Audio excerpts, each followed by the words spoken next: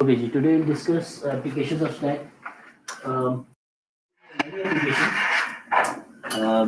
We decided कि हम discuss करेंगे कि रिकर्जन को इनफैक्ट रिवाइज करेंगे, लेकिन I just change the sequence. पहले हम जो एप्लीकेशन मैंने आपको अलजेब्रिक एक्सप्रेशन की बताई थी, पहले हम वो करेंगे और इसके बाद हम रिकर्जन पे जाएंगे. रिकर्जन के लेक्चर को थोड़ा सा अपडेट करना चाह रहा हूँ, कुछ चीज़ें उसमें ऐड करना चाह रहा हूँ, कुछ एल्गोरिथम्स ऐड करना चाह रहा हूँ जो कि शायद आपको ज़्यादा इंटरेस्टिंग है.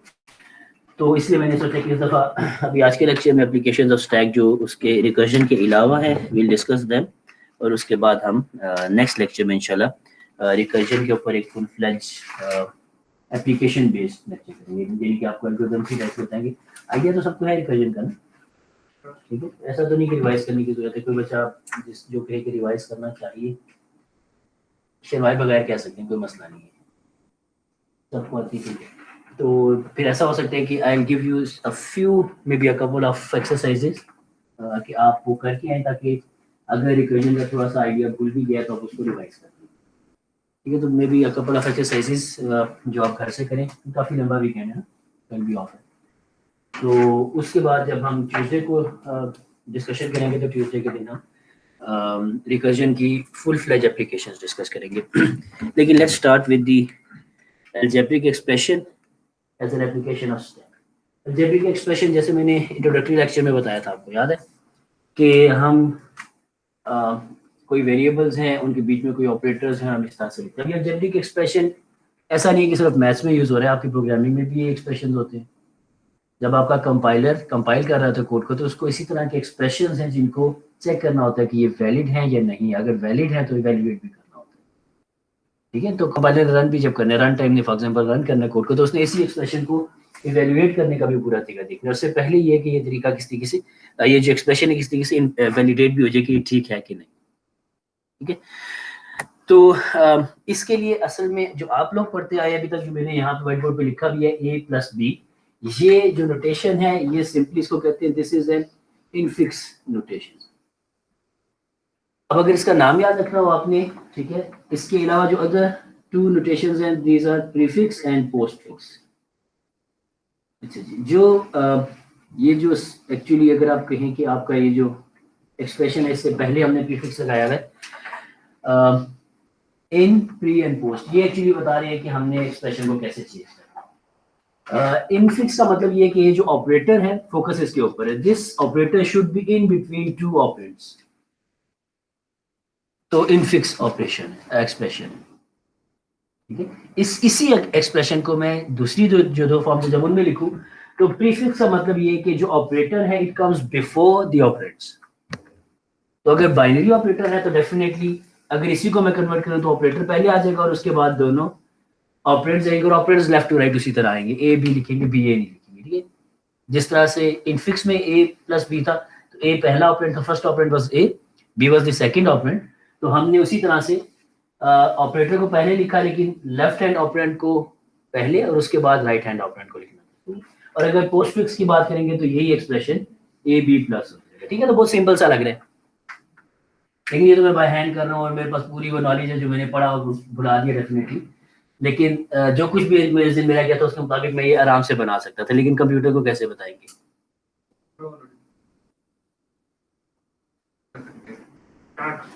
ऑपरेटर ओवरलोडिंग कहाँ से आई? अगर हम लोग इसको बताना चाहते हैं कंप्यूटर पर, नहीं, अच्छा, आपका कहने का मतलब ये है कि ऑपरेटर ओवरलोडिंग तो ये है कि we define the meaning of this operator. मैं बता रहा हूँ कि कंपाइलर को यही कैसे पता चलेगा कि ऑपरेटर कौन सा है. एक्सप्रेशन में ये ऑपरेटर अप्लाई करने का लिखा है तो किन ऑपरेंड्स पे अप्लाई करने का लिखा है. और एक्सप्रेशन के अंदर सिर्फ ये दो ऑपरेंड्स नहीं है, ये कोई बहुत लंबा सा एक्सप्रेशन भी हो सकता है. भी आगे इनफैक्ट एग्जांपल्स आएंगी कि फॉर एग्जांपल मैं इसी के साथ एक और माइनस सी भी लिख दूँ, उसके साथ मल्टीप्लाइड बाय डी भी लिख दूँ, ब्रैकेट्स भी लगा दूँ, है ना. तो एक्सप्रेशन जितना मर्जी कॉम्प्लेक्स हो जाए, we want something, some algorithm के जिसके थ्रू आपका कंप्यूटर खुद से आइडेंटिफाई कर ले कि ये एक्सप्रेशन में क्या कुछ करना है, क्या क्या ऑपरेशंस हैं और किस किस ऑपरेंड पे क्या क्या अप्लाई होगा. जी, अच्छा, पार्ट करते हुए उसको बाइनरी की बना दे, बाइनरी की से उसका वो स्टैक पे कर दे आरपीएम, ठीक है. ऐसा हो सकता है, ठीक है. आज हम जो एप्लीकेशन देखेंगे वो थोड़ी सी डिफरेंट तरीके से देखेंगे. ये यही प्रॉब्लम दो तरह से सॉल्व हो सकते हैं. जो एक वे है वो आशर ने भी बताया, लेकिन हमने क्योंकि वो थ्योरी भी नहीं पढ़ी कि बाइनरी ट्री क्या होता है और कैसे बनता है और क्या उसका मतलब होता है, तो अभी हम उसको डिस्कस नहीं करेंगे। हम आज ये सारा काम स्टैक के थ्रू करेंगे। और हमने करना क्या है, हमने इसकी पासिंग करनी है, जो आपको क्वेश्चन का आंसर था। हमने जो एक्सप्रेशन, जो भी स्ट्रिंग गिवन है, इनपुट स्ट्रिंग है हमारे पास, इस स्ट्रिंग के अंदर हमने देखना है कि ये जो स्ट्रिंग है इसमें कौन कौन सी चीज ऑपरेंड है और ऑपरेंड्स के ऊपर क्या क्या ऑपरेटर अप्लाई हो रहा है, ऑपरेटर कौन सा पहले हो रहा है, कौन सा बाद में अप्लाई हो रहा है। तो यही सारी मीनिंग होता है ना एक एक्सप्रेशन का, हमने ये आइडेंटिफाई करना है। ठीक है, तो क्या कर कैसे सकते हैं, थोड़ी सी पहले इसकी थोड़ी सी प्रैक्टिस कर लेते हैं कि किस तरीके से एक्सप्रेशन बनने। जैसे यहाँ पे a प्लस बी माइनस सी भी लिखा हुआ है ना, तो a प्लस बी माइनस सी को अगर मैं यहाँ पे लिखूंगा तो लेफ्ट टू राइट सॉल्व होता है एक्सप्रेशन। थोड़ी सी प्रैक्टिस करा रहा हूँ, आगे इसका थोड़ा सा फॉर्मूला एल्गोरिथम भी आ जाएगा। अगर लेफ्ट टू राइट सॉल्व हो रहा है और a प्लस और माइनस दोनों की प्रेसिडेंस सेम है, नया वर्ड आया बीच में, प्रेसिडेंस भी देख रहा हूँ, तो अगर इन दोनों की प्रेसिडेंस सेम है तो पहले मैं इन दोनों को उठा के इनका पोस्ट फिक्स प्रीफिक्स एक्सप्रेशन बना दूं प्लस ए बी। अभी बाकी जो, अगर मैं इसको एंड टू एंड कन्वर्ट करने का प्रोसेस देखूं, तो पहले मैं को अच्छा मैंने इस पार्ट को तो कन्वर्ट कर लिया, माइनस सी को भी उसी तरह रहने देता हूँ, लेफ्ट टू राइट कन्वर्ट कर रहा हूँ। इसके बाद मैंने कहा अच्छा अब ये जो भी आंसर आएगा, फॉर एग्जांपल इसको मैं कह देता हूँ that would B may be x. ठीक है, सब्स्टिट्यूट कर दिया एक्स, तो एक्सप्रेशन बन गया एक्स माइनस सी। तो एक्स माइनस सी का भी प्रीफिक्स बन सकता है ना, तो क्या बनेगा, नहीं अभी मैं इस एक्सप्रेशन को कन्वर्ट कर रहा हूँ स्टेप बाय स्टेप। पहला स्टेप मैंने किया कि लेफ्ट टू राइट देखा, सारे ऑपरेटर्स की प्रेसिडेंस सेम है, तो मैंने कहा चलो मैं पहले इसको कन्वर्ट कर लूंगा, जो आंसर आएगा उसके साथ इसको भी कंबाइन कर लूंगा। तो पहले स्टेप में मैंने a प्लस बी जो कि सब एक्सप्रेशन था उसकी फॉर्म कर दी प्रीफिक्स। ये माइनस ये भी उसी तरह लिखा, इसको भी किया नहीं है, आई am in the process of converting into a complete prefix expression. अब जो रिमाइंडर रह गया, मैंने x को सब्स्टिट्यूट किया तो इट बिकेम x माइनस सी। ठीक है, दोबारा इनफिक्स एक्सप्रेशन है तो मैं इसको भी कन्वर्ट कर सकता हूँ, तो क्या कन्वर्ट होगा अगर प्रीफिक्स में करें तो माइनस, जो ऑपरेटर है उसको पहले लिखेंगे और ऑपरेटर्स को बाद में लिखेंगे दोनों के, तो माइनस एक्स सी। ठीक है, अब एक्स जो मैंने सब्स्टिट्यूट किया था, ये मैंने सब आपको दिखाने के लिए बहुत सिंपल से एग्जांपल में भी ये सब्स्टिट्यूशन की है, वरना आप देख के भी बता सकते थे क्या बनना चाहिए। लेकिन अब एक्स को दोबारा बैक सब्स्टिट्यूट कर दे तो बचेगा minus plus A B C. ठीक है, तो this was the step by step rough algorithm जिसके थ्रू आपने इसको बाय हैंड भी कन्वर्ट कर सकते हैं। ठीक है, तो इसी तरह आप पोस्टफिक्स में भी कर सकते हैं, सब लोग कर सकते हैं। ठीक है, तो अगर a plus B multiplied by C हो तो क्या करेंगे। ठीक है, तो अब हमें प्रेसिडेंस देखनी चाहिए। ठीक है जी, तो अगर प्रेसिडेंस देखेंगे तो हमें पहले किसको कन्वर्ट करना पड़ेगा, तो अगर इसी एक्सप्रेशन में a plus B multiplied by C होता माइनस सी की जगह, तो मल्टीप्लाई बी सी का मतलब ये था कि पहले मैंने ये जो आगे वाला सब एक्सप्रेशन है बी इंटू सी, ये कन्वर्ट करना है पोस्टफिक्स में या प्रीफिक्स में, अगर प्रीफिक्स में कर रहा हूँ, और उसके बाद मुझे इसके साथ प्लस ए करना है। तो ये बन जाएगा मल्टीप्लाई बी सी, इसके साथ ऐसे मैं ब्रैकेट लगा लेता हूँ कि अभी मैंने सिर्फ इतना सा पार्ट कन्वर्ट किया और ए प्लस उसके साइड में लिख दिया। ठीक है, सब्स्टिट्यूट करना चाहें तो यहाँ पे एक्स सब्स्टिट्यूट कर सकते हैं, अदरवाइज आप सिंपली ये भी कर सकते हैं कि ये जो भी एक्सप्रेशन है प्लस आ गया पहले और उसके बाद ए और उसके बाद ये वाला एक्सप्रेशन एज इट इज आ जाएगा, तो ये एक्सप्रेशन है minus B C multiply B C. ठीक है, तो ये थोड़ी सी फॉर्म चेंज हो गई, देख रहे हैं अब आप, जब माइनस था प्रेसिडेंस नहीं देखी थी तो बिल्कुल डिफरेंट स्ट्रक्चर बना था, लेकिन जब मल्टीप्लाई है जिसकी प्रेसिडेंस ज्यादा थी तो स्ट्रक्चर टोटली चेंज हो गया। लेकिन ये सारे रूल्स हमें देखने पड़ेंगे, कहीं ना कहीं हमें प्रेसिडेंस भी देखनी पड़ेगी ऑपरेटर्स की, तभी हम सही से कन्वर्ट कर सकते हैं। ठीक है जी, तो हमने पैरेंथेसिस को अप्लाई किया तो हमारे पास जो फाइनल नोटेशन आई वो बन गई वहां पे। ये पोस्ट फिक्स है। ठीक है, पोस्ट फिक्स में कर लेंगे सब, चलिए ट्राई करें, पोस्ट फिक्स में ट्राई करें एक दफा, डेली स्टेप्स लेते हैं। ठीक है, स्टेप बाय स्टेप चलते हैं। तो इसको पोस्ट फिक्स में कन्वर्ट करें क्या होगा, a प्लस बी इंटू सी। अब पहला स्टेप कर दिया कि बी इंटू सी पहले करने को पैरेंथेसिस मैंने लगा दी, लेकिन इससे आगे कैसे करेंगे ये थोड़ा सा लिख लें अपने पेज में। जब आप बाय हैंड कोई चीज़ करते हैं तो आपका जो मेमोरी है ना वो उसके साथ बिल्कुल ऐसे, क्या आपने डीआईडी में किया होगा, मे बी लैब के अंदर जाके कोई टाँके वगैरह लगाए होंगे तारों को, अभी नहीं किया। अच्छा, लेकिन मेमोरी के साथ यही होता है, जब आप ये जो आपकी इसको क्या कहते हैं मेमोरी एक्चुअली इमोशन के साथ में ये एक्शंस के साथ अटैच होती है। ये जो मेमोरी बनती है सबसे स्ट्रॉन्ग मेमोरी होती है जिसमें आपकी बॉडी साथ में एक्शन भी कर रही होती है।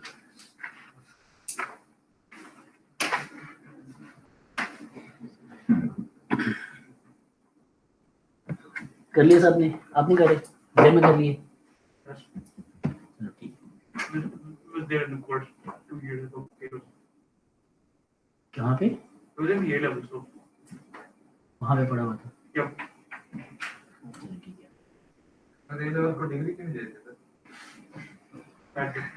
3-4 सेमेस्टर गुजर जाएंगे उसके बाद डिग्री नहीं मिलेगी।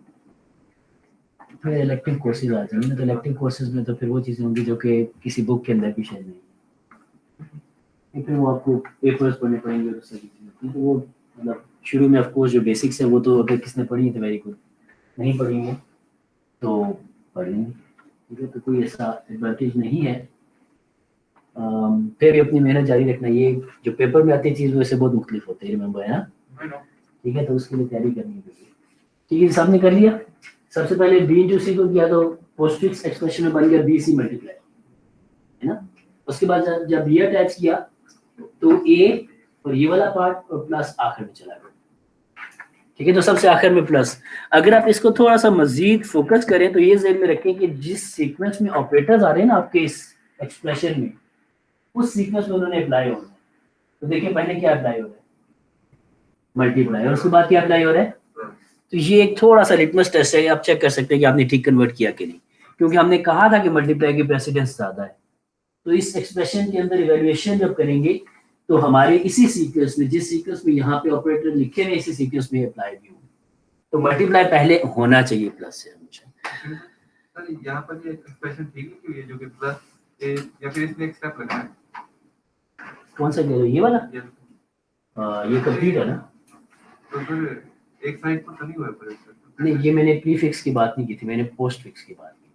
प्रीफिक्स के अंदर प्रीफिक्स में आप यहाँ से शुरू करें, राइट टू लेफ्ट देखें, और ये ठीक है। प्रीफिक्स असल में अभी हम आगे देखेंगे कि postfix is a type of expression जिसके ऊपर हमने एल्गोरिथम बना के एप्लीकेशंस बनाएंगे।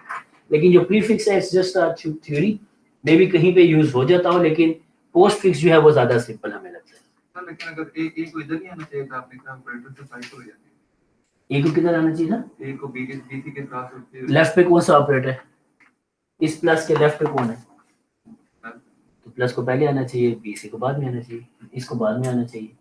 यहाँ पे क्या किया था, जब मैंने पहले सिंपल एग्जांपल की थी ए प्लस बी किया था, मैंने कहा था ये जो प्लस है ना इसको शुरू में लिखना, उसके बाद जिस सीक्वेंस में ये ऑपरेंड्स आए उसी सीक्वेंस में इनको लिखना। तो इस प्लस के पहला ऑपरेंड कौन है, ए, ठीक है। तो प्लस का पहला ऑपरेंड कौन है, ए, दूसरा ऑपरेंड क्या है, इसका आंसर बी इंटू सी का आंसर। यही हम करना भी चाहते हैं, बी इंटू सी का जो आंसर आए वो ए में ऐड है ना। तो अगर आप देखें तो इस एक्सप्रेशन के अंदर ये जो वहां पे बना है व्हाइट बोर्ड पे, जो मैंने व्हाइट बोर्ड पे लिखा है, जो आपको इस स्लाइड्स पे नजर आए, इन दोनों में अगर आप देखें तो there is no need to apply any parenthesis. Parenthesis लगाऊं ना लगाऊं मुझे फर्क नहीं पड़ता, एग्जैक्टली एक्सप्रेशन खुद बता रहा है कि कहाँ पे कौन सा ऑपरेशन अप्लाई होना है, ठीक है। तो मल्टीप्लाई पहले है प्लस बाद, मल्टीप्लाई का जो आंसर आएगा वो आंसर जो है वो प्लस हो जाएगा, ठीक है। तो यही फायदा इन फिक्स और इन प्रीफिक्स और पोस्टफिक्स एक्सप्रेशंस का कि you do not need parenthesis anymore, ठीक है। तो एक्सरसाइज के तौर पे अब जरा इसको कन्वर्ट करें, इसको करना चाहिए आपको। डॉलर पावर का साइन है, ए प्लस बी, चलिए इसको मैं भी कन्वर्ट करता हूँ आपके साथ, ठीक है। Multiplied by C minus D minus E parenthesis raise to power, ये पूरे एक्सप्रेशन की पावर है एफ प्लस, ठीक है जी। अब ये लंबा सा एक्सप्रेशन और नजर आ रहा है कि काफी कॉम्प्लेक्स एक्सप्रेशन भी है, तो इसे हमें देखना पड़ेगा। तो अगर आप देखें इस एक्सप्रेशन के अंदर तो ये एफ प्लस जी इंडिपेंडेंट भी कन्वर्ट हो सकता है, डी माइनस ई के अराउंड पैरेंथेसिस हैं, इसको भी कन्वर्ट किया जा सकता है, ए प्लस बी के अराउंड भी पैरेंथेसिस, इसको भी कन्वर्ट कर सकते हैं। मैं तीनों को एक ही स्टेप में कन्वर्ट कर बनाना मैंने क्या है, इनफिक्स से पोस्ट फिक्स, प्रीफिक्स नहीं बनाना, पोस्ट फिक्स बनाना। तो अगर मैं ए प्लस बी को बनाऊं तो वो बन जाएगा A B plus, D minus E को बनाओ तो वो बन जाएगा डी ई माइनस, और f प्लस जी को बनाओ तो वो बन जाएगा एफ जी प्लस। ठीक है जी, ये मैंने इन तीनों को तो कन्वर्ट कर दिया पोस्टफिक्स में। अब इनके बीच में बाकी जो कुछ था उसको एज इट इज अभी लिखता हूँ, क्योंकि I am in the process of converting it to a postfix expression. अभी मैंने इसको कंप्लीट किया नहीं है। ठीक है जी। अच्छा अब देखिए, तो अब ये वाला तो कुछ भी नहीं करेगा अनलेस के लेफ्ट हैंड साइड पे जो मल्टीप्लाई के लेफ्ट हैंड साइड पे जो एक्सप्रेशन है ये कन्वर्ट हो जाए। इस एक्सप्रेशन में देखें तो इस माइनस से पहले मल्टीप्लाई को कन्वर्ट होना चाहिए ना, तो मैं पहले ये वाले पार्ट को कन्वर्ट करूंगा। सब्स्टिट्यूशन कर लेना यहाँ पे बेहतर है कि मैं इसको कह देता हूँ कि this is x for example. ठीक है, तो मैं अगर लिख दूं तो ये बन जाएगा x multiplied by c minus brackets के अंदर लिख देते हैं de minus that is 1 raised to power f plus g। अच्छा, ये जो x into c लिखा था इसको मैं लिख सकता हूँ x c मल्टीप्लाई, ये भी कन्वर्ट हो गया माइनस डी ई माइनस। अब ये दो एक्सप्रेशंस के बीच में माइनस अप्लाई हो रहा है।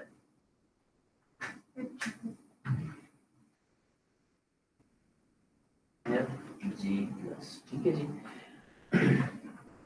अब अगर इसको मैं कह दूं y, इसको मैं कह दूं z, तो ये y माइनस z ब्रैकेट में raise to power f g plus y minus z का बन जाएगा y z माइनस, और इसके साथ आ जाएगा raise to power f g plus. अब इसके ऊपर रेज टू पावर अप्लाई करना है, तो रेज टू पावर को हम बिल्कुल शुरू में ले सॉरी आखिर में ले जाएंगे। इसको कह देते हैं फॉर एग्जांपल u कह देते हैं, और इसको फॉर एग्जांपल v कह देते हैं। तो u रेज पावर v बन गया, u raise to power v बन गया। अब ये जो u रेज पावर v बना है, इसको मैं कन्वर्ट करूंगा तो ये बन जाएगा u v raise to power. ठीक है जी। अब वापस बैक सब्स्टिट्यूट करते जाते हैं, तो u की वैल्यू थी y z माइनस, ये u की वैल्यू थी, और v की वैल्यू थी मेरे पास f g प्लस, तो f g plus raise to power. अच्छा, ये जो y z था, y की वैल्यू थी x c मल्टीप्लाई, z की वैल्यू थी मेरे पास d e माइनस, और ये ऊपर वाला माइनस यहाँ पे आया। ठीक है जी। उसके बाद f g प्लस, और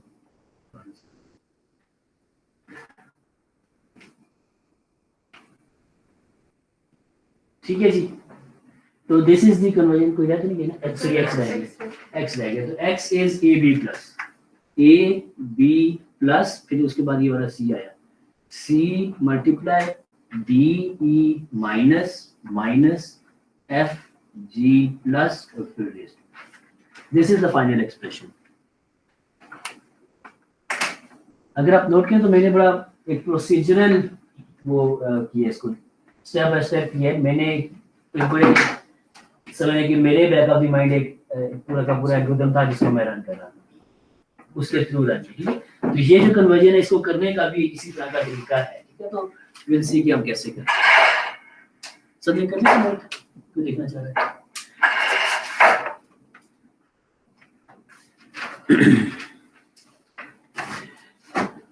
ठीक है, तो इसको स्टेप बाय स्टेप कन्वर्ट करते जाएंगे तो ये कन्वर्ट हो जाएगा। ठीक है जी, ये इसका फाइनल आंसर था। एक्सरसाइज के तौर पे आप इन दोनों को भी कर सकते हैं। सेकंड को तो जो लास्ट वाला है इसको जरा कन्वर्ट करें सब लोग। इसमें पैरेंथेसिस नहीं है, बहुत सारी डिवाइड है।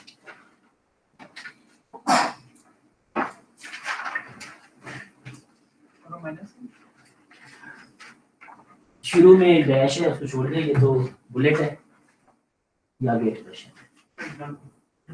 You done it? कैसे?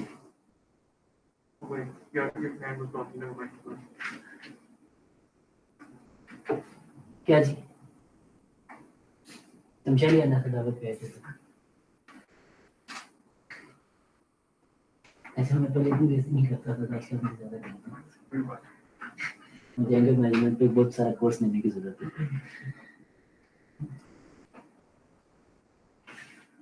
ये मुझे फैसलाबाद की कोर्स से निकलना पड़ेगा। नहीं, फैसलाबाद एक मोड़ है।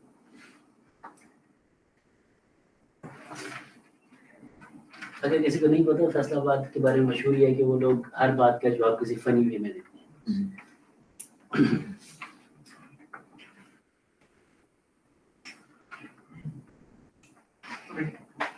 You done it?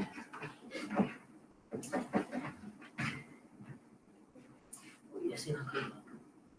कैसे? नहीं भाई, वो आसान है। Oh, that's a zero. Why? This is I'm seeing imagining a zero. A and B divide कैसे? ओहो, आखिरी तो करना है A by B वाली। Oh, ये तो सिंपल था ना, ये तो वैसे ही हो सकता था। AB प्लस CD माइनस और आखिर में मल्टीप्लाई, तो वैसे ज़बानी हो जाता, ठीक है, ये ज़बानी हो जाता था। मैं इसके कह रहा हूँ, that is an expression which is quite lengthy and you need to actually do the work to देखेंगे क्या आंसर आता है। स्पेसिफिकली इसमें प्रेसिडेंस भी तकरीबन सारे ऑपरेटर्स की एक जैसी है।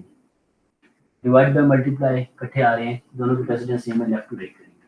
मल्टी माइनस प्लस इकट्ठे आ रहे हैं, इनकी भी प्रेसिडेंस लेफ्ट टू राइट करेंगे। तो प्रेसिडेंस का एक और रूल विजिबल हो रहा है, ठीक है, ध्यान रखना है आपने। प्रेसिडेंस प्लस माइनस की प्रेसिडेंस इक्वल होती है, लेकिन जो लेफ्ट पे होता है उसे पहले सॉल्व करना है, ठीक है। ये प्रोग्रामिंग लैंग्वेजेस के भी यही एक अंडरस्टैंडिंग है।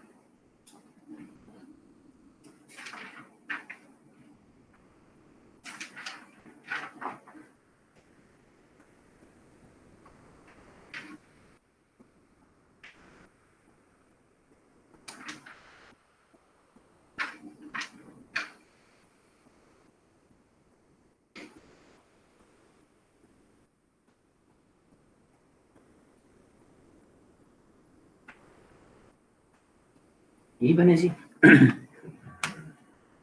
इसका आंसर मेरे पास लिखा हुआ नहीं है, लेकिन ये बनना चाहिए।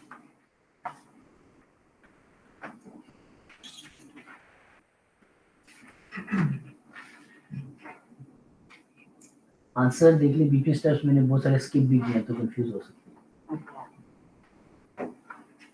ये बनेगा।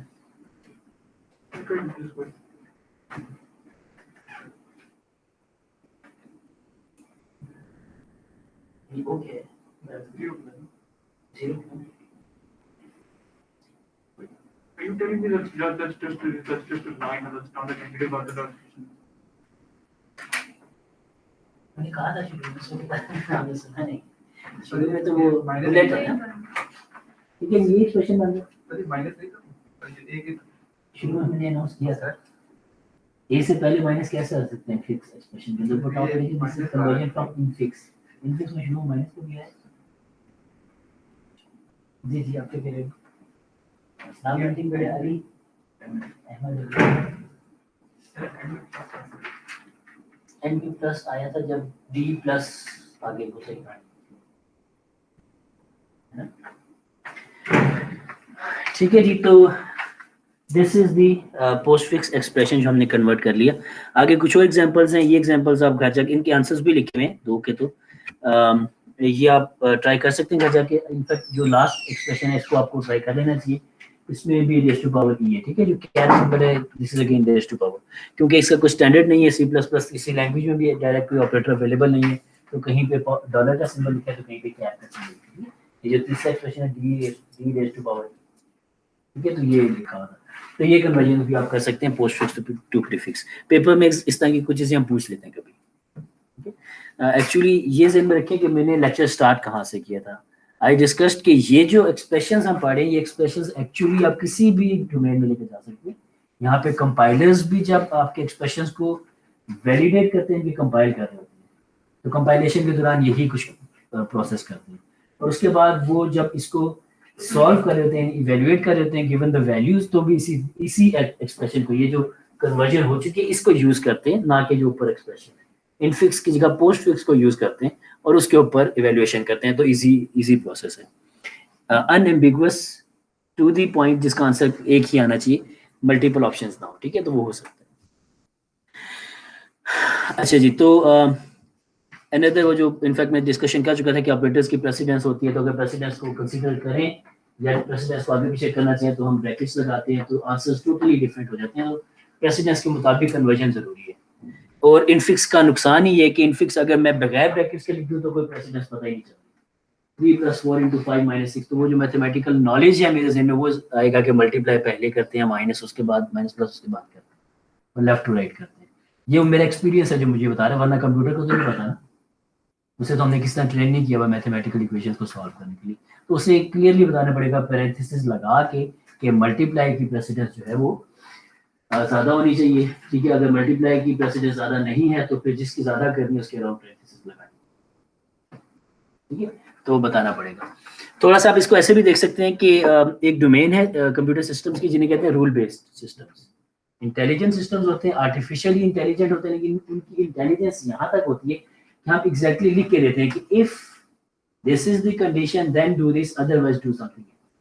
हम इफ एल्स की टर्म में रूल्स बताते हैं। जैसे यहाँ पे अगर पैरेंथेसिस ना लगाई जाए तो रूल कंपाइलर के पास लिखा हुआ है कि if there are two operators that are competing for the precedence, तो मल्टीप्लाई की प्रेसिडेंस प्लस से ज्यादा है, डिवाइड की प्रेसिडेंस प्लस से ज्यादा है, ये अलग रूल हो।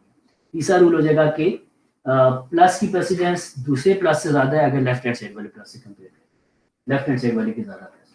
तो ये सारे 1 बाय 1 करके रूल्स लिखे हुए, जितने भी 25-30 रूल्स बनते होंगे, ये सारे ऑपरेटर के साथ रूल्स लिखे हुए, ठीक है। उन रूल्स सारे के सारों को हम इस पोस्टफिक्स एक्सप्रेशन के अंदर ही ला सकते हैं, ठीक है जी।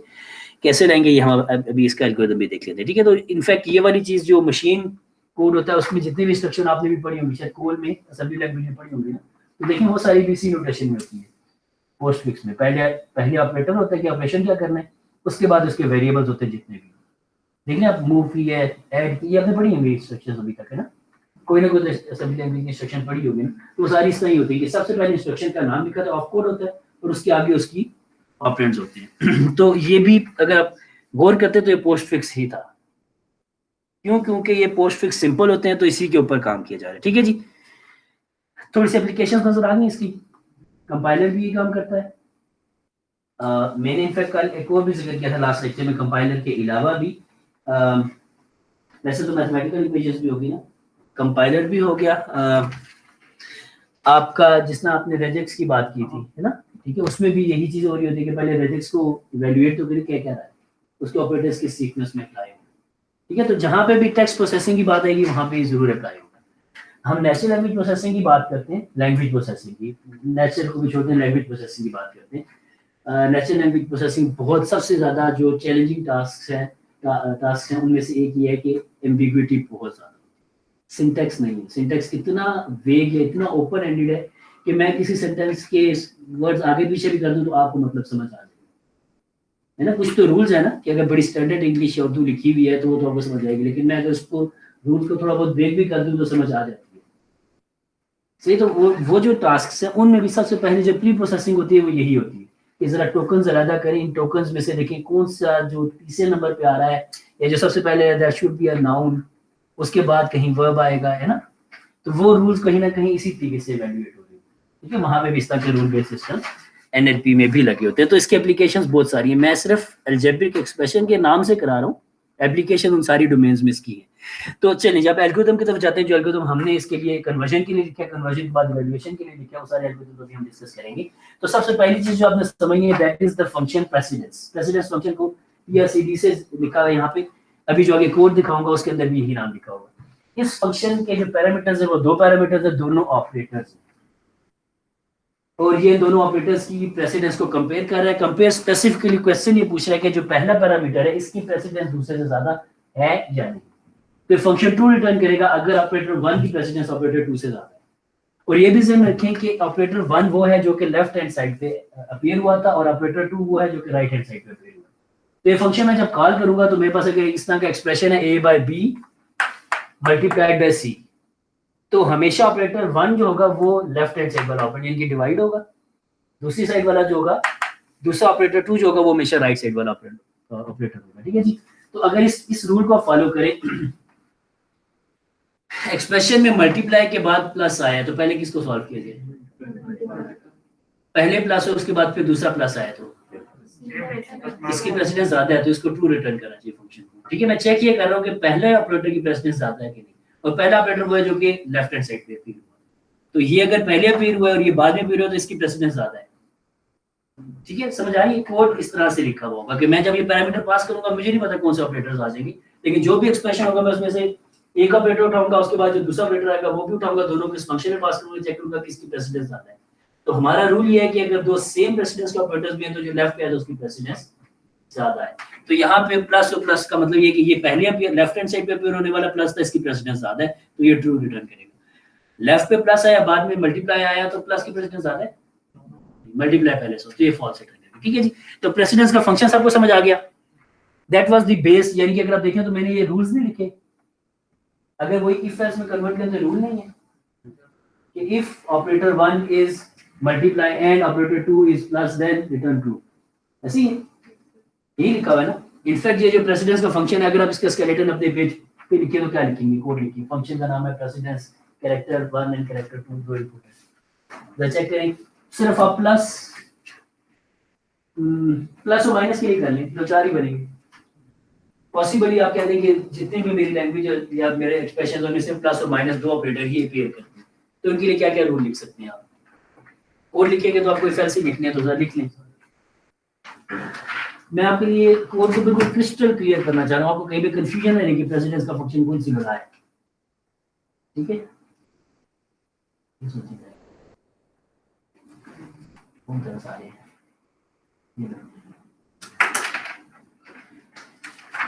ये वाला पेन नहीं, ये वाला पेन नहीं है जो चेक करती है उसको क्या था वायरस नहीं गया, ठीक है, ये वाला पेन नहीं है।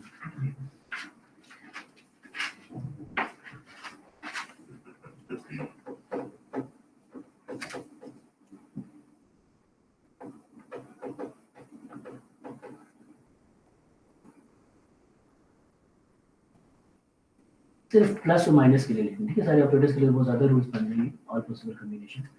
प्लस माइनस है तो पहले प्लस आ जाए बाद में प्लस आ जाए, पहले प्लस आ जाए बाद में माइनस आ जाए, पहले माइनस आ जाए बाद में प्लस आ जाए, पहले माइनस आ जाए बाद में, तो ये चार रूल्स बने,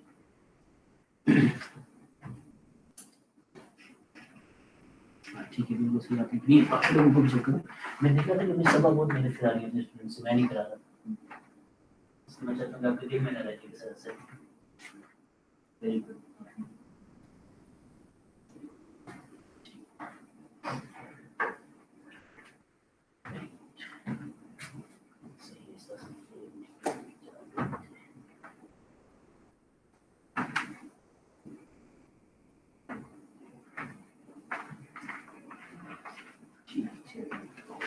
रिटर्न क्योंकि वो आप खुद बताइएगा अपनी प्लस ठीक है।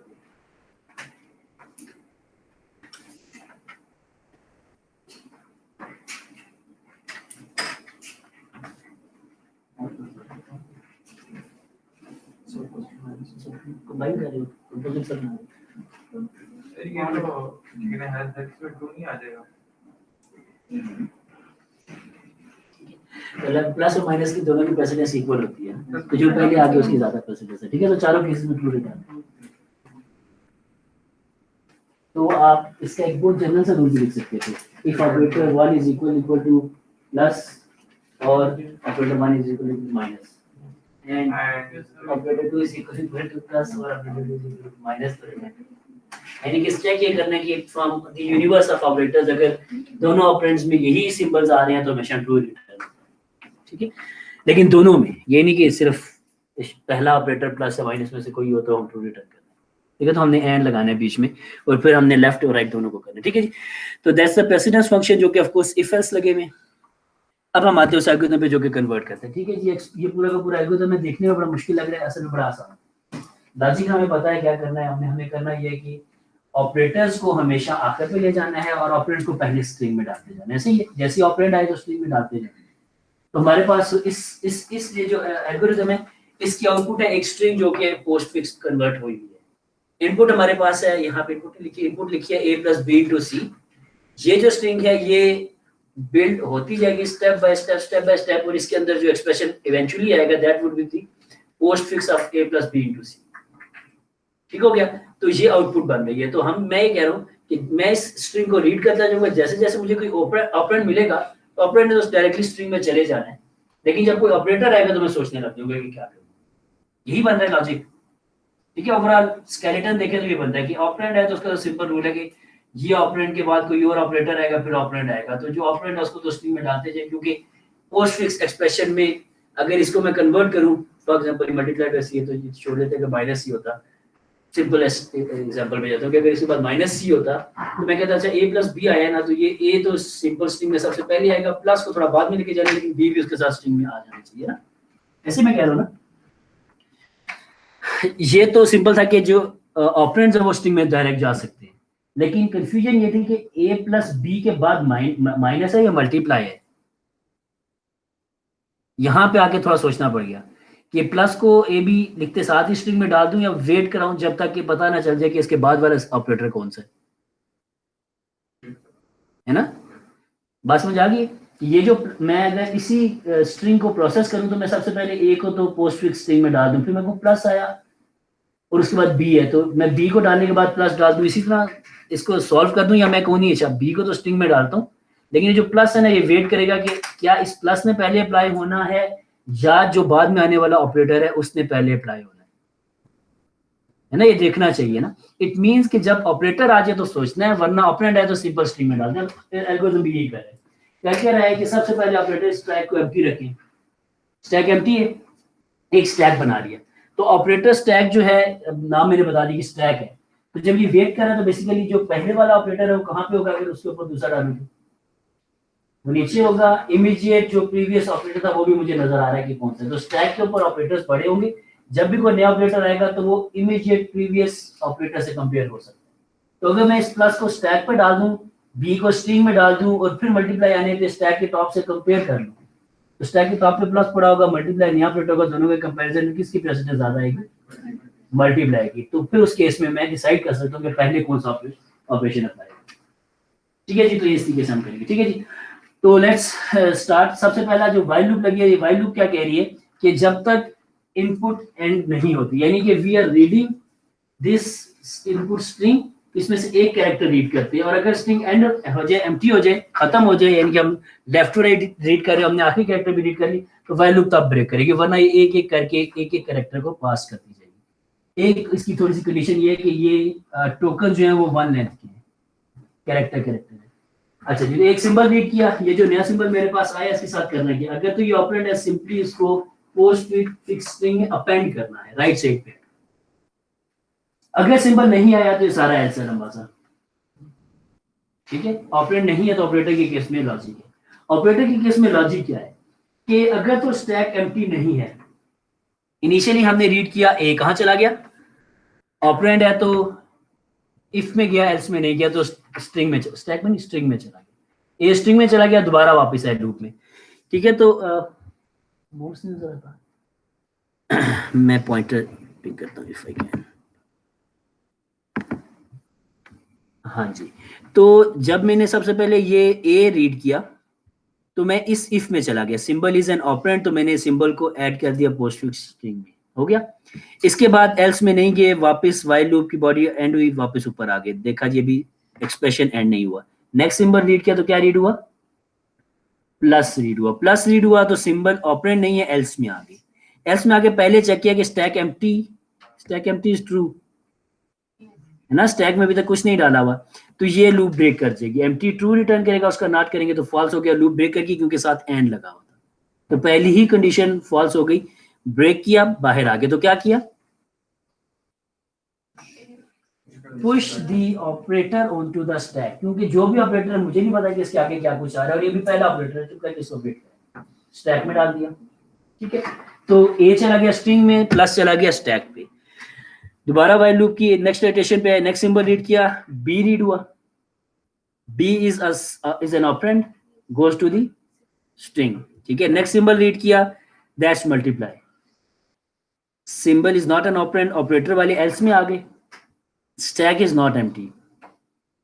नेक्स्ट कंडीशन पे गए, अब प्रेसिडेंस चेक हो रही है, किस किस की चेक हो रही है, जरा चेक करें, precedence of the symbol on the stack, top of the stack, और दूसरे नंबर पे कौन सा ऑपरेंड है जो अभी रीड किया है, तो स्टैक के टॉप में पड़ा हुआ था मेरे पास, अगर मैं इसको ड्रॉ करता जो साथ ही, ये ज्यादा बेहतर हो जाएगा कि मैं ड्रॉ कर दूं, वैसे वहां पे बन जाना था लेकिन मैं उसको साथ साथ लिखता जाता हूँ, चलिए ये ज्यादा बेहतर है, मुझे टेबल है मैं फिल करता जाता हूँ, I should have done that before actually, लेकिन चलिए अभी कर लेते हैं। ये सिंबल था, ये स्ट्रिंग थी मेरे पास, और ये मेरे पास स्टैक था, मेरे पास ए आया, ए यहाँ पे चला गया, सिंबल ए था, ए यहाँ चला गया, स्टैक एम्प्टी है, प्लस आया, ए यहीं पे है, प्लस स्टैक पे चला गया, बी आया, बी स्ट्रिंग में चला गया, स्टैक पे अभी भी प्लस है, मल्टीप्लाई आया, तो अब मैं सोच रहा हूँ, ठीक है, दिस इज द कंडीशन जो इस वक्त चल रही है। अच्छा, जब मल्टीप्लाई आया तो मैंने कंपेयर किया प्रेसिडेंस ऑफ, यहाँ पे मैं लिख देता हूँ, प्रेसिडेंस चेक की मैंने प्लस की मल्टीप्लाई से, तो ये प्रेसिडेंस क्या है, फॉल्स है, मल्टीप्लाई की प्रेसिडेंस ज्यादा होती है ना, तो ऑपरेटर 2 की प्रेसिडेंस ज्यादा है तो फॉल्स रिटर्न करेगा, जब ये फॉल्स रिटर्न करेगा तो हम व्हाइल में नहीं जाएंगे, व्हाइल लूप में नहीं जाएंगे ना, तो सिंपली क्या होगा, तो स्टैक पे पुश होएगा, तो प्लस के बाद अब ये स्टैक इस तरह से ग्रो कर रहा है, ठीक है, स्टैक की डायरेक्शन इस तरह से, तो टॉप पे मल्टीप्लाई आ गए, ये जिस स्टैक को मैं बना रहा हूँ ऐसे कर दें, स्टैक की जो बकेट है मैंने उसको जरा सा पुश करके जमीन पे गिरा दिए, ठीक है, तो अब इस तरह से इसमें वैल्यूज ऐड हो रही है, तो मल्टीप्लाई ऐड हुआ तो प्लस के ऊपर ऐड हो गई। अच्छा, इसके बाद दोबारा वापस गए लूप में, symbol is an operand, read किया सी ना, सी इज एन ऑपरेंड, तो वो स्ट्रिंग में चला गया, यहाँ पे अभी तक ए बी ही था लेकिन स्टैक यहाँ पे चला गया, उसके बाद जब सी रीड हुआ तो ए बी एंड सी यहाँ पे आ गया, स्टैक के ऊपर अभी भी प्लस एंड मल्टीप्लाई ही है, ठीक है। Now we have reached the end of the input string, तो व्हाइल लूप ब्रेक करके यहाँ पे आके लूप से बाहर, इसमें सिंपल क्या हो रहा है कि जब तक स्टैक एम्प्टी नहीं हो रहा, pop a symbol, one symbol, क्योंकि स्टैक में से एक रिमूव हो सकता है, pop one symbol and add it या append it to the string, तो क्या होगा, वी वुड पॉप, सबसे पहले क्या पॉप होगा, मल्टीप्लाई, तो A B C multiply, plus रह गया, फिर ए बी सी मल्टीप्लाई के बाद दोबारा पॉप किया तो plus, A B C multiply plus, और स्टैक एम्प्टी हो गया, तो स्टैक एम्प्टी हो गया तो एल्गोरिथम ब्रेक कर गया, तो अभी अगर आप देखें तो बी टू सी पहले हो रहा है, जो रिजल्ट आ रहा है वो ए में आ रहा है, simple, that is the goal, कि मैं सबसे इजी एग्जांपल खुद कर लूं,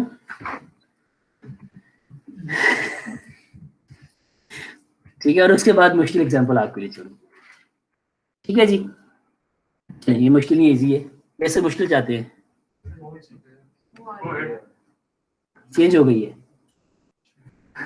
चलिए जल्दी से करें, 1 मिनट में हो जाएगी, जल्दी करें, चलिए 2 मिनट में, बिल्कुल सेम रूल पर चलेगा लेकिन बीच में एक चीज चेंज होगी, just to familiarize yourself with the algorithm, you should know कि जो प्रेसिडेंस फंक्शन है ये कहाँ पे चेंज करेगा इस पूरे के पूरे एक्सप्रेशन की स्ट्रक्चर, ठीक है, तो बाकी बिल्कुल सेम एक्सप्रेशन है ना, ए आया स्ट्रिंग में चला गया, मल्टीप्लाई आया स्टैक पे चला गया, बी आया स्ट्रिंग में चला गया, प्लस आया तो Alright.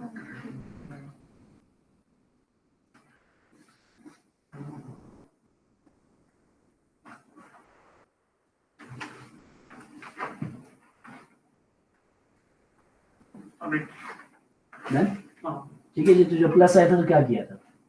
oh, I just looked at the condition and then popped the, You check popped the the multiplier. condition, precedence true हो गई. I just popped the multiplier and then threw the plus on the Exactly. तो जब condition true हुई थी, precedence बनी थी इस दफा मल्टीप्लाई के प्लस के साथ, तो ट्रू हो गया था यहाँ पे. ठीक है, यहाँ पे मल्टीप्लाई था, यहाँ पे प्लस था, इधर मल्टीप्लाई था, मल्टीप्लाई था, मल्टीप्लाई था. अब इससे आगे का डिसीजन हम दोबारा लेते हैं. ठीक है जी,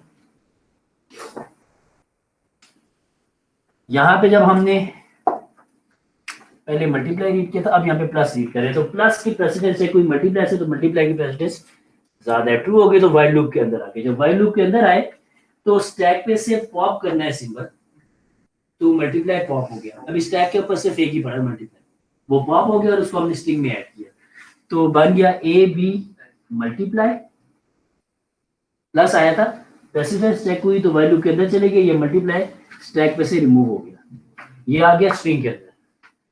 दोबारा वापस गए, स्टैक इज एम्प्टी, ब्रेक कर दिया, बाहर आए तो जो प्लस नया सिंबल आया था वो स्टैक पे पुश हो. सही है, उसके बाद दोबारा सी आएगा, तो ये ए बी मल्टीप्लाई सी, वो स्टैक पे प्लस पड़ा हुआ है, and now you're going to pop all the symbols. और आखिरी लूप उसके बाद चलेगी, तो स्टैक पे से प्लस पॉप हो जाएगा, ए बी मल्टीप्लाई बाय सी है. ठीक है, तो अब क्लियरली नजर आ रहा है कि पहले ए टू बी हो रहा है और फिर जो आंसर आ रहा है उसमें सी आएगा. ठीक हो गया जी. अच्छा, अब ये जो इनर व्हाइल लूप है, इसको थोड़ा सा और अपने ज़हन में, अब इसको मैं एक्सप्लेन कर देता हूँ. असल में नजर क्या आया, ये लूप अभी तो इसलिए एम्प्टी, इसलिए ब्रेक कर दी थी कि स्टैक एम्प्टी हो गया था. अगर स्टैक एम्प्टी ना होता पॉसिबली, लेट्स से के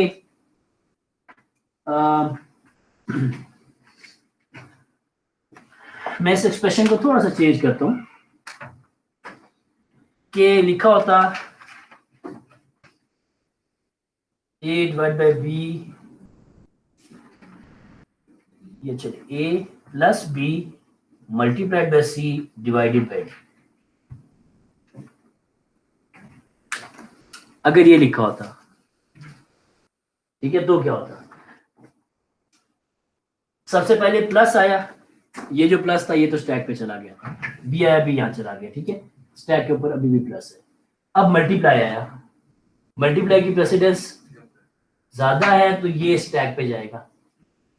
ठीक है, क्योंकि प्लस स्टैक से निकलना नहीं चाहिए इस वक्त.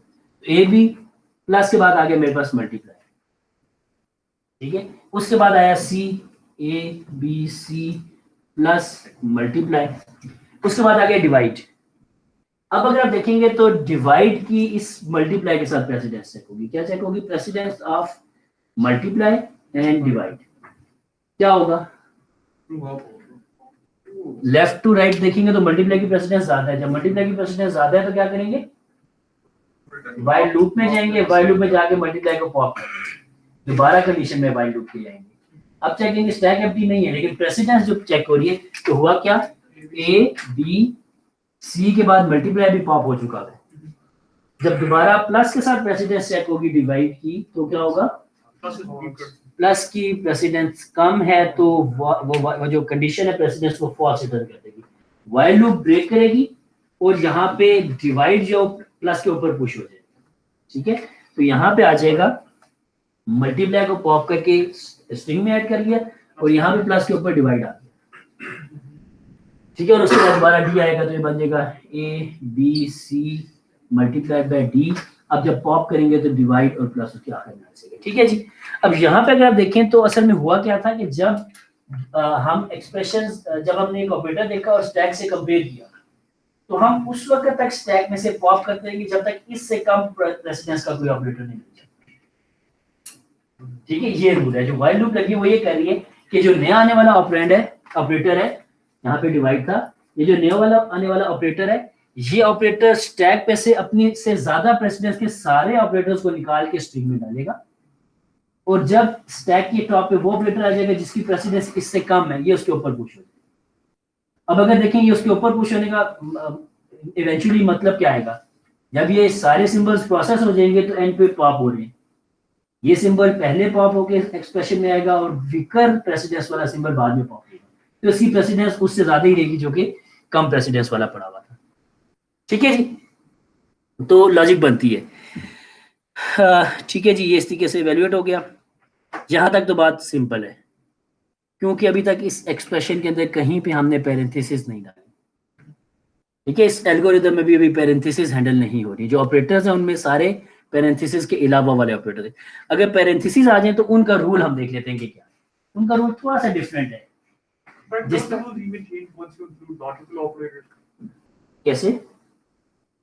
अच्छा, लॉजिकल ऑपरेटर्स की भी वैसे मेरा ख्याल है बात हो ही नहीं रही है। ठीक है, यहाँ पे बाइनरी ऑपरेटर्स जो कि अरिथमेटिक ऑपरेटर्स हैं उनकी बात हो रही है। ठीक है,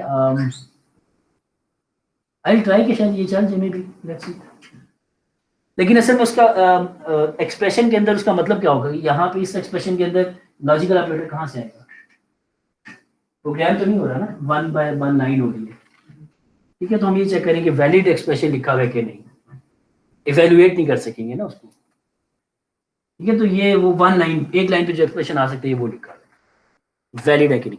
अच्छा जी, तो प्रेसिडेंस अब हम देख रहे हैं कि अगर पेरेंथेसिस आए तो उसकी प्रेसिडेंस क्या होगी। आपको क्या लगता है क्या होना चाहिए? अगर फॉर एग्जांपल स्ट्रिंग में लिखा होता, मैं सही कर लिखूं,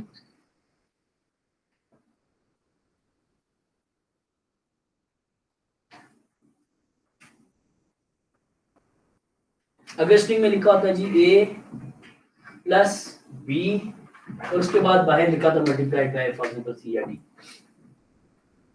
सबसे पहले रीड होता ओपनिंग पेरेंथेसिस, लेफ्ट पेरेंथेसिस। क्या होना चाहिए था इसके साथ? लॉजिकली जरा आइडिया बनाते हैं ना कि ओपनिंग पेरेंथेसिस या लेफ्ट पेरेंथेसिस का क्या मतलब होता है।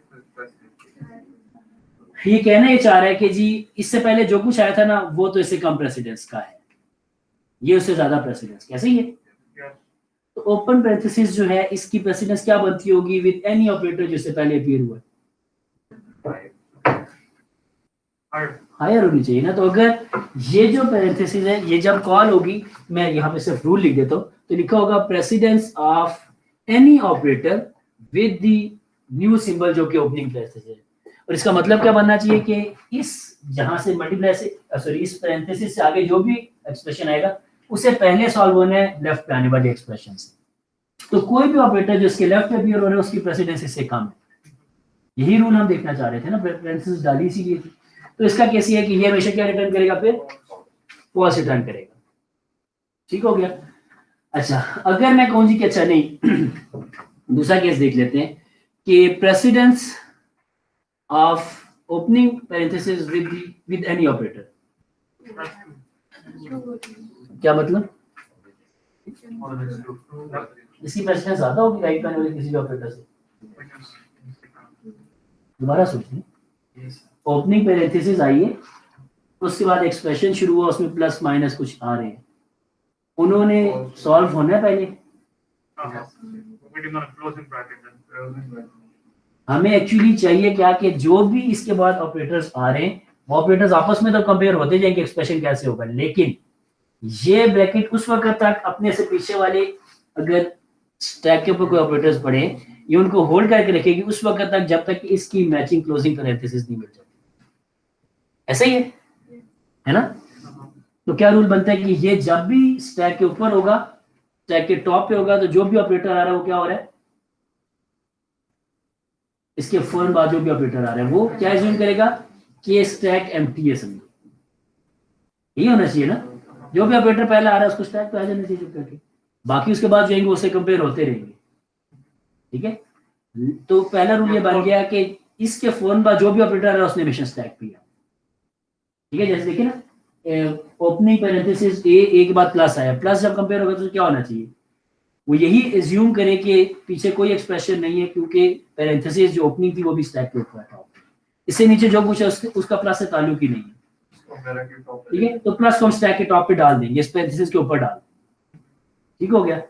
लेकिन अगर फॉर एग्जांपल प्लस किसी वजह से स्टैक पे से निकल आया, स्टैक के ऊपर सिर्फ ओपनिंग ब्रैकेट पड़ी हुई थी अब, ठीक है, तो हमारे पास ये जो ऑपरेटर है इसकी जगह पे अगर कहीं पे फॉर एग्जांपल इस ओपनिंग ब्रैकेट के साथ क्लोजिंग ब्रैकेट आ जाए तो क्या होना चाहिए?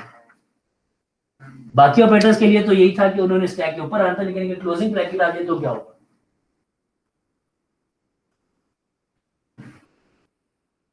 जो ब्रैकेट्स के अंदर एक्सप्रेशन था वो सारा का सारा हम सॉल्व कर चुके हैं, इसका मतलब है वो स्ट्रिंग में डाल चुके हुए हैं। इन दोनों की कोई रीजन रह गई कि ये दोनों मौजूद रहे इस वक्त मेरे प्रोसेस में, तो हम ओपनिंग ब्रैकेट को स्टैक पे से निकाल के फेंक देंगे और क्लोजिंग को कभी स्टैक पे डालेंगे। क्लोजिंग तो कभी स्टैक पे आना ही नहीं ना, उसका तो कोई मतलब ही नहीं है, वो तो सिर्फ वेट के एंड होने का एक इशारा है कि जब ये ब्रैकेट आ जाए तो ओपनिंग को भी निकाल के फेंक। ठीक हो गया। तो ये मैंने एक बीच में एक्सेप्शन डाली कि स्टार पे बेशक यही ऑपरेटर हो, लेकिन अगर दूसरा ऑपरेटर क्लोजिंग ब्रैकेट आ गया तो उसने इसको निकालना है। अभी मैं इसी रूल को थोड़ा मजीद जनरलाइज करता हूँ, ये एक्चुअली कोई रूल है नहीं, असली रूल ये है कि यहाँ पे कोई भी ऑपरेंड हो लेकिन अगर क्लोजिंग ब्रैकेट आ जाए तो क्या,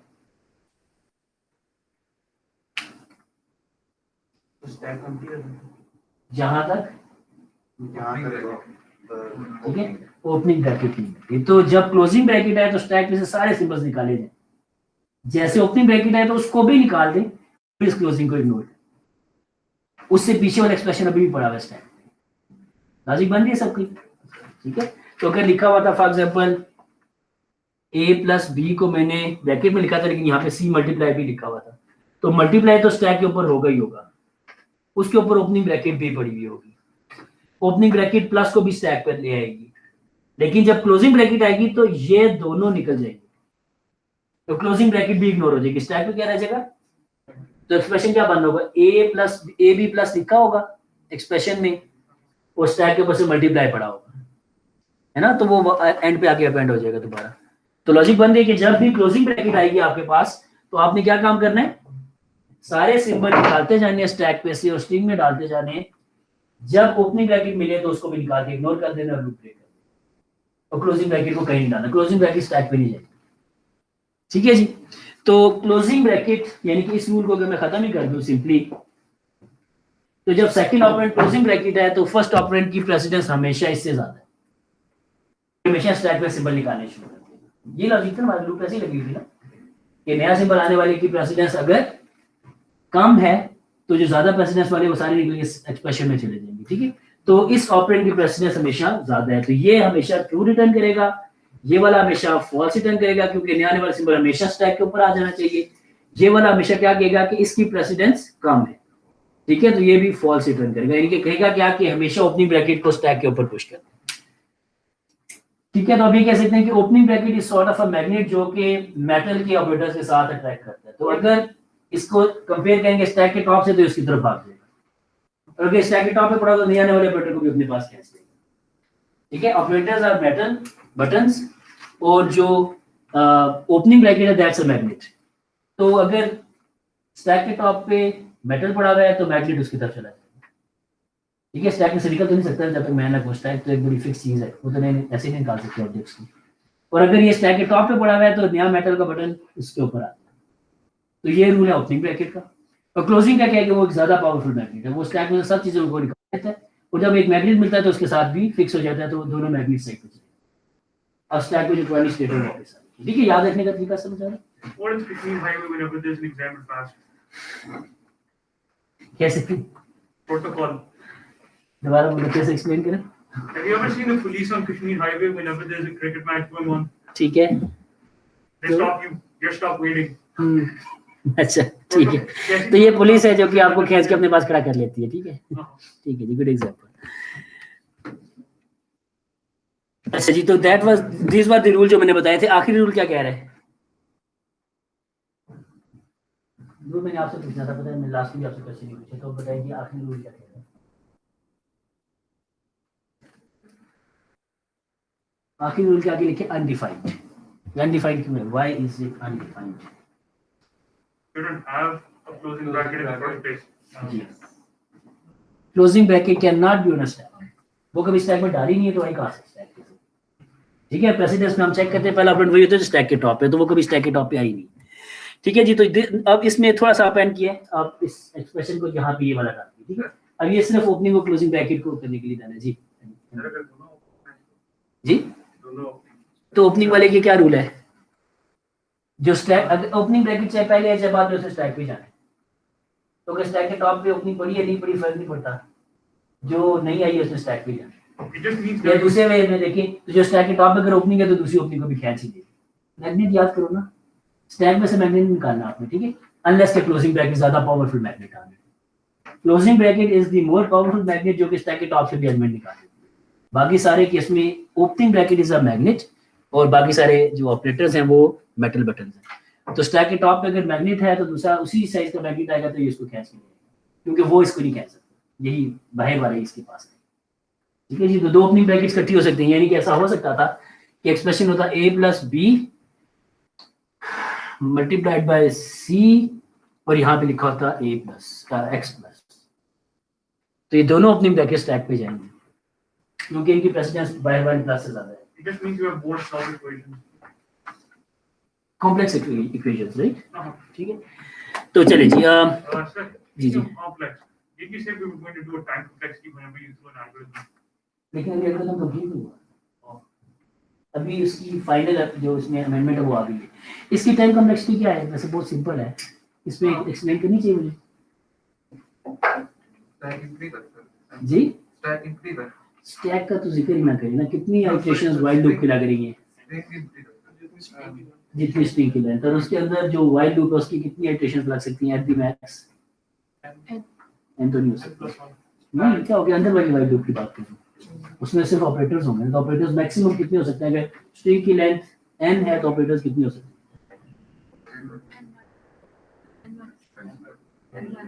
n minus 2। And by 2.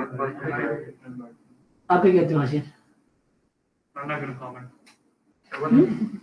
Just thinking on it. 7.5. a plus B plus C में कितने ऑपरेटर्स हैं? n माइनस 1, ठीक है।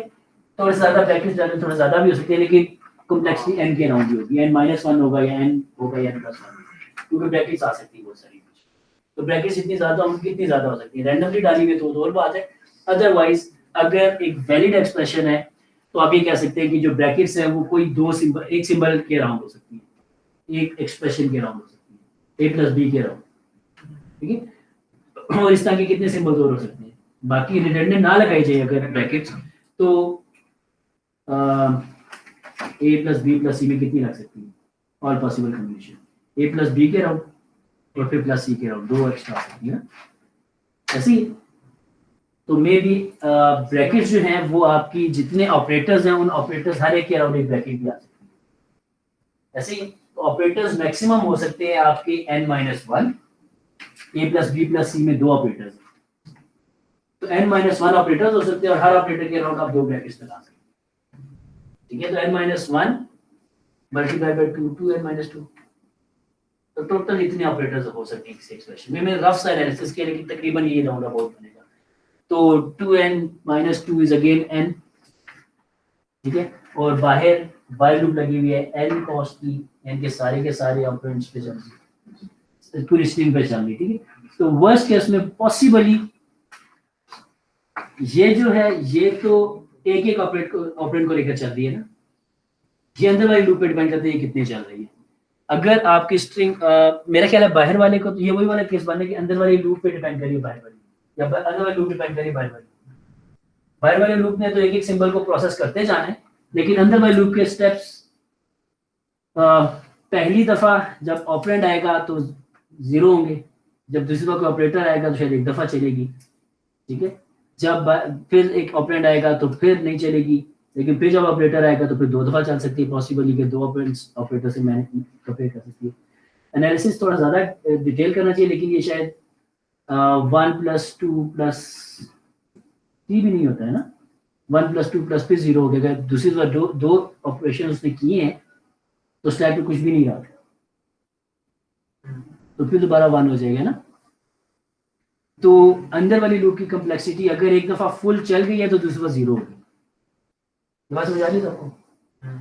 या तो 1 स्टेप होगी कि सिर्फ ऑपरेटर को स्टैक पे डाल दिया, अदरवाइज अगर वर्स्ट केस देखिए तो स्टैक में जितने ऑपरेटर हैं सबको निकाल दिया, जब एक दफा निकालते हैं तो अगली दफा हमेशा 1 स्टेप, ठीक है। तो ये अंदर वाली लूप कोई एक्स्ट्रा कम्प्लेक्सिटी ऐड कर नहीं रही। असल कम्प्लेक्सिटी ये है कि इसने n सिंबल्स को प्रोसेस करना है, हर सिंबल को प्रोसेस करने में या तो 1 स्टेप लगता है, ठीक है, और अगर 1 स्टेप नहीं लगता तो वर्स्ट केस में n स्टेप्स लग सकते हैं, लेकिन अगर इसको n स्टेप्स लगे तो नेक्स्ट वाले को 5 स्टेप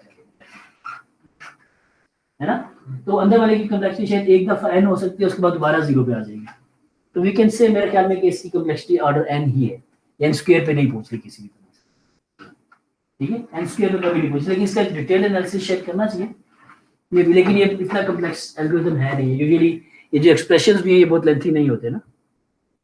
स्टेटमेंट कितनी लंबी हो सकती है सी प्लस प्लस की, या मैथमेटिकल ऑपरेशन कितना लंबा हो सकता है, थाउजेंड्स ऑफ कैरेक्टर्स तो नहीं होंगे ख्याल है, ठीक है। तो I would actually I am urged to say कि ये ऑर्डर एन ही है, लेकिन थोड़ा सा डिटेल एनालिसिस का कर लेंगे।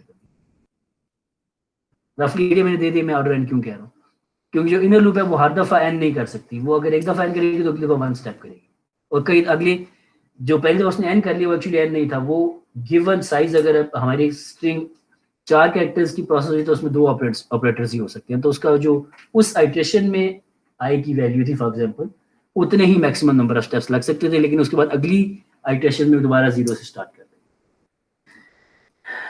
ठीक है, आई होप कि थोड़ा सा आइडिया मैंने दे दिए, लेकिन इसको मे भी अगर ज़्यादा डिटेल में देखें तो क्लियर हो जाए कुछ और भी, लेकिन ऑर्डर एन स्क्वायर तक कभी भी नहीं पहुंचेगी मोस्ट प्रोबेबली, ठीक है जी।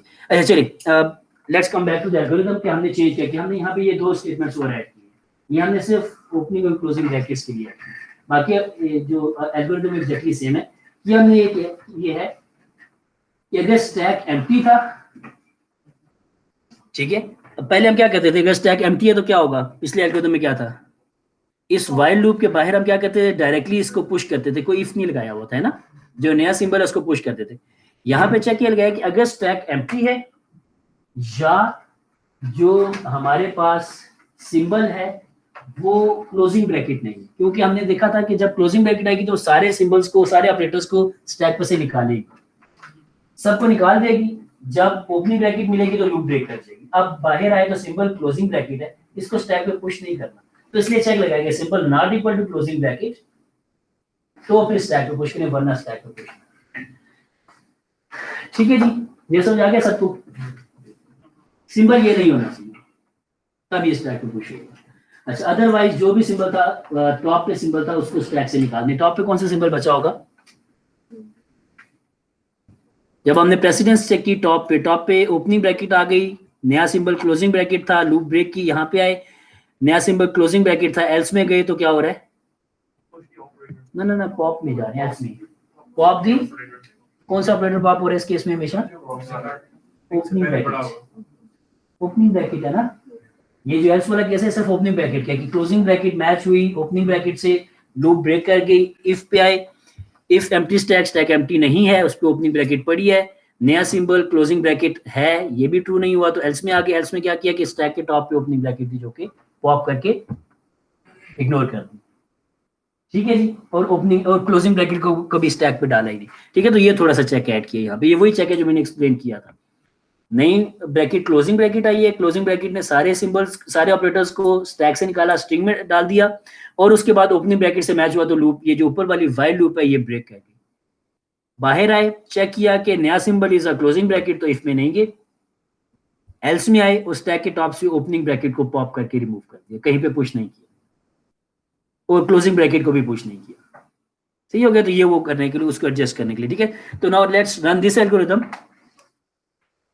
हमारे पास सिंबल्स हैं ए प्लस, सबसे पहले ओपनिंग ब्रैकेट, फिर है ए, फिर है प्लस, फिर है बी, फिर है क्लोजिंग ब्रैकेट, उसके बाद क्या है मल्टीप्लाई, और उसके बाद सी, सही है जी। तो अगर इस एल्गोरिथम के थ्रू हम रन करें तो सबसे पहले हम क्या करेंगे जी, ओपनिंग ब्रैकेट आई, ओपनिंग ब्रैकेट एम्प्टी स्टैक है, हमने एम्प्टी स्टैक के केस में डायरेक्टली व्हाइल लूप से बाहर आए थे, ऑपरेटर है, एम्प्टी स्टैक नहीं है, इधर आ गए, stack is empty, empty stack पे क्या पुश होगा, ठीक है, तो current symbol opening bracket stack पे पुश हो गई।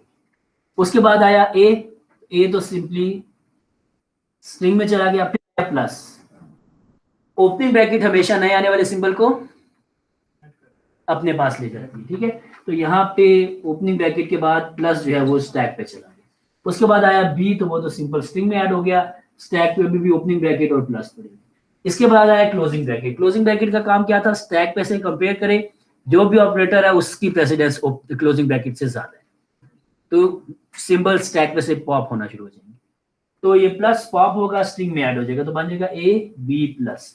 उसके बाद जब क्लोजिंग ब्रैकेट ओपनिंग ब्रैकेट के साथ कंपेयर होगी प्रेसिडेंस में, यहाँ पे ओपनिंग ब्रैकेट है, ठीक है, और यहाँ पे क्लोजिंग ब्रैकेट, तो क्लोजिंग ब्रैकेट वाले रूल को फाइंड करेंगे हम, ये क्लोजिंग ब्रैकेट की प्रेसिडेंस हमेशा, या सॉरी हम ओपनिंग ब्रैकेट वाले रूल को फाइंड करेंगे कि अगर मैं उल्टा कह रहा हूँ, क्लोजिंग ब्रैकेट वाले रूल को फाइंड करेंगे कि उसने हर सिंबल से अपनी प्रेसिडेंस जो है वो कम बतानी है। जो रन हो रहा है वो रन हो रहा है, ये वाला, ठीक है। You said for any operator other than the sorry ये, अच्छा मैं एक और चीज क्लियर कर देता हूँ, ये इस टाइप पे एक चीज और क्लियर करनी जरूरी थी। ये जो चार मैंने रूल्स लिखे हैं, ये रूल्स टॉप टू बॉटम इसी सीक्वेंस में फायर होंगे। जो रूल पहले मैच कर देगा गिवन कंडीशन के साथ वो फायर हो जाएगा। तो अभी केस कौन सा है, ओपनिंग ब्रैकेट स्टैक के टॉप पे और उसके बाद कोई भी ऑपरेटर आ जाए, फॉर एनी ऑपरेटर, अब ये चाहे क्लोजिंग ब्रैकेट ही क्यों ना हो, ठीक है, ये वाला रूल ही बन है ना। तो क्या रिटर्न करेगा प्रेसिडेंस का फंक्शन, फॉल्स रिटर्न करेगा, तो व्हाइल लूप ब्रेक कर जाएगी, ऐसे ही था। तो हमने जब ये वाला केस देखा तो हमने कहा जी कि ये वाले प्रेसिडेंस के फंक्शन में फॉल्स रिटर्न कर दिया। जब इसने फॉल्स रिटर्न कर दिया तो इस व्हाइल लूप में नहीं कि यहाँ, ठीक हो गया। यहाँ पे stack is not empty, else में चलेगी। तो आपसे सिंबल पॉप हुआ तो पॉप क्या हो गया, ओपनिंग ब्रैकेट में, और उसके बाद कुछ भी नहीं किया तो स्टैक यहाँ पे आ गया ए बी प्लस ओपनिंग और क्लोजिंग ब्रैकेट कैंसिल होगी, प्लस इधर आ गया था, ठीक है। तो यहाँ पे आगे सिंबल बिल्कुल सिंपल रह गया, स्टैक खाली हो गया। उसके बाद आया मल्टीप्लाई, क्योंकि स्टैक एम्प्टी है तो मल्टीप्लाई सिंपली आपका स्टैक पे चला जाएगा। फिर आया सी चला जाएगा आपके एक्सप्रेशन के अंदर, स्टैक पे अभी भी मल्टीप्लाई पड़ा हुआ है, और जब एंड पे आएंगे तो व्हाइल लूप में सारे के सारे ऑपरेटर्स को निकाल के स्ट्रिंग में डाल देंगे। तो that would be A B plus C multiply. तो अगर देखें तो ए बी प्लस पहले हो रहा है, उसके साथ सी बाद में मल्टीप्लाई हो रहा है, ठीक है। तो हमने ब्रैकेट्स को भी देख लिया थी।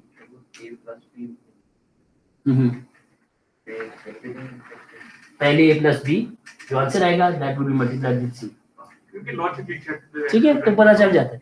बहुत लेंथी एक्सप्रेशन हो फिर थोड़ा मुश्किल हो सकता है, लेकिन वैसे देख के आप बता सकते हैं कि ठीक चल रहा है, ये ठीक बना है। तो वैसे जैसे मैंने बताया था ना कि ऑपरेटर्स का सीक्वेंस जो है वो भी यहाँ पे नजर आ रहा है, ठीक है जी। ठीक है जी, तो दैट वाज द एल्गोरिथम। अच्छा जी